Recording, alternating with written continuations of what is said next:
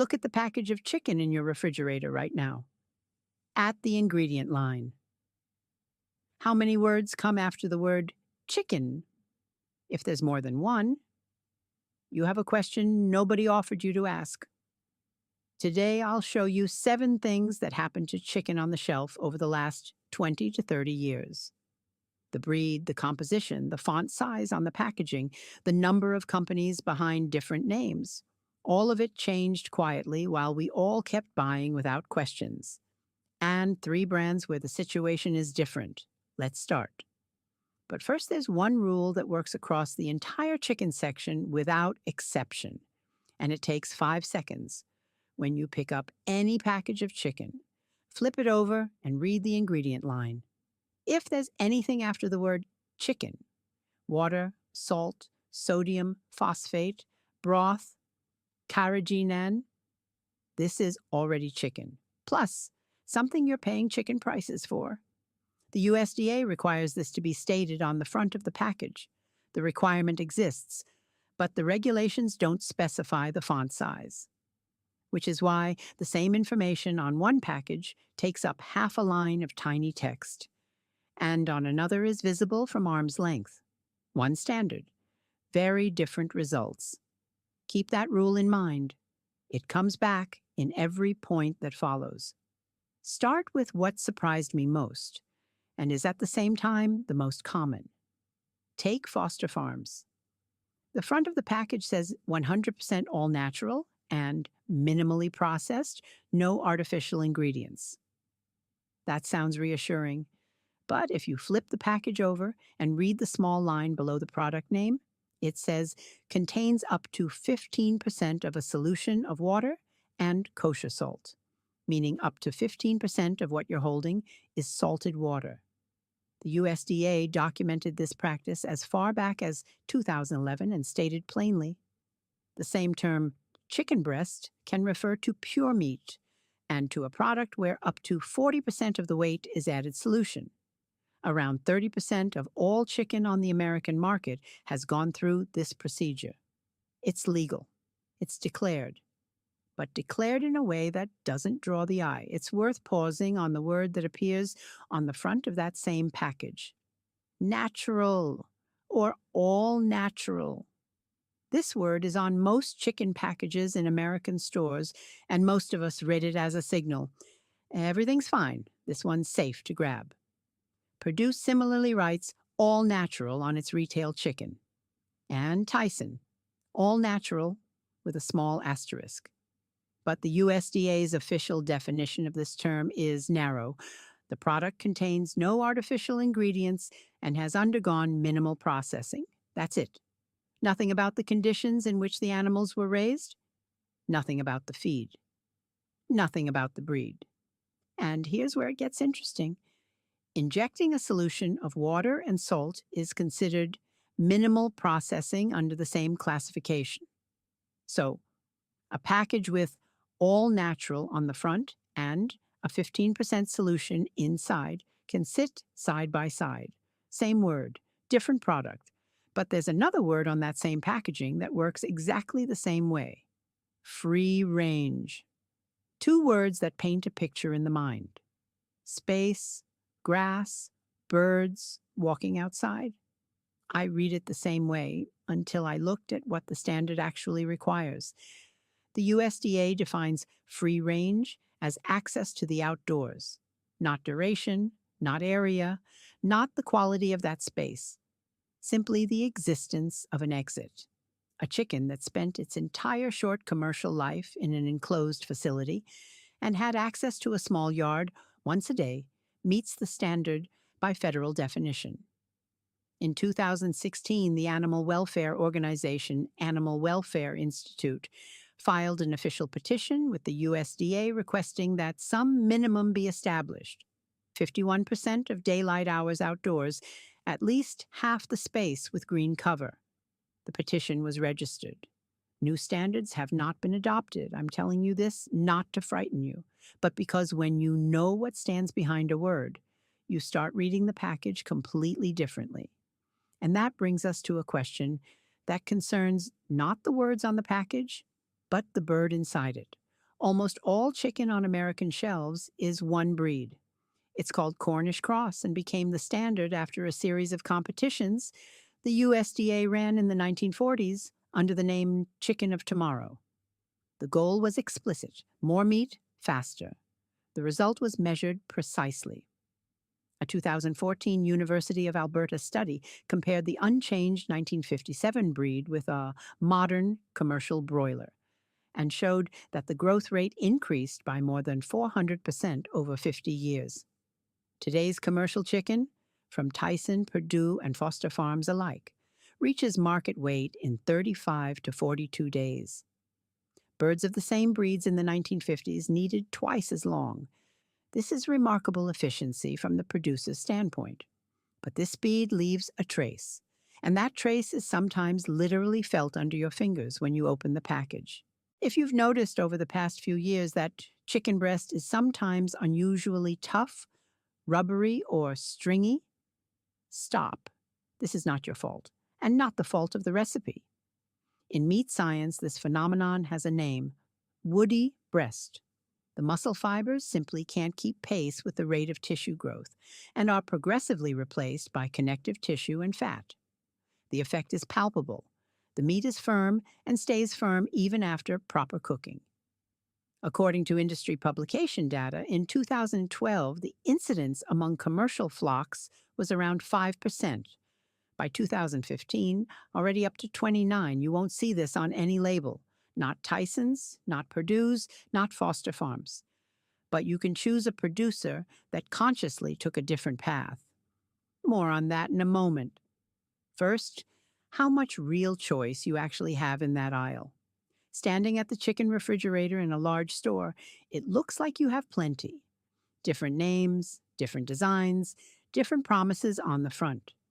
But according to industry analysts for 2024 to 2025, the four largest producers control approximately 58% of the American chicken market. Tyson Foods is first, with a share of around 21%. Second is Pilgrim's Pride, a subsidiary of the Brazilian holding company JBS. Third is Wayne Sanderson Farms, following its 2024 merger. And there's one more layer worth knowing. Tyson is one of the country's largest producers of store-brand products sold under the retailer's own label. Heritage Farms at Kroger is one such example. People who have seen product displays at the store have noted that Heritage Farms packages came out of shipping boxes marked Tyson. The Heritage Farms label itself also contains 15% injected chicken broth in its ingredient list. The name on the package and the name of the manufacturer aren't always the same. I'm saying this not to create the impression of a conspiracy, but so that next time you reach for a package that seems different, you know that different is worth checking. And finally, the oldest trap of all. Chicken breast is the most popular and the most expensive per unit of weight. At the same time, it has the least natural fat, meaning the least natural flavor and the greatest need for something to compensate for that absence. This is exactly why breast, more than any other part, is most frequently found in enhanced form, and why most of the marketing from Tyson to Foster Farms is built around it. If your goal is flavorful, juicy chicken without extra ingredients, dark meat in its basic form delivers more for less money. Thighs and drumsticks have natural moisture and flavor that need nothing added. This isn't a compromise. It's simply a different part of the same bird that marketing has long taught us to underestimate. 2 tests. The first takes a minute and needs nothing beyond the chicken package. The second takes 10 minutes and needs a pan. Together, they give a complete picture. Test 1. The label. Take a chicken package from your refrigerator and find the ingredient line on the back. If it says only chicken, you have a product with no added solution. If there's anything after chicken: water, salt, sodium phosphate, broth, citric acid, the product has gone through the enhancement process. Now flip to the front and look for the small line below the product name. It may say enhanced with up to X% solution. Under USDA regulations, this line is mandatory, but there are no requirements for font size. If you've never seen this line before, it means you simply never looked for it. Now you know where it hides. Test 2. The pan. This is for anyone who wants to see the difference, rather than just read about it. Take 2 pieces of chicken breast, one with added solution in the ingredient list, one without. Place on a dry, preheated pan without oil, over medium heat. Don't cover. After 2 to 3 minutes, look at the bottom of the pan under each piece. Under the enhanced chicken, there will be liquid. It will be sizzling and steaming instead of forming a crust. This is the salted water you paid meat prices for. It's leaving the tissue under heat. Under the chicken without solution, there will be considerably less liquid, and the piece will begin browning where the enhanced one is still steaming. This is simply the physics of what you're paying for. And once you see it on your own pan, you won't confuse these 2 products at the store again. 3 specific options for 3 different situations, all based on the same principle. Read the ingredient list, not the front. If you want the most transparent option with no questions, Bell & Evans. The company officially confirms on its website the only sodium in their fresh chicken is what naturally occurs in the meat. No added solutions, no injections. But there's one more detail that puts Bell & Evans in a category of its own. In 2017, the company announced a switch to a new slow-growing breed, Das Klassenbester, and invested over $75 million in the process. They stated plainly in their press release that they did this because of white striping and woody breast, which had become consequences of commercial fast-growing broilers.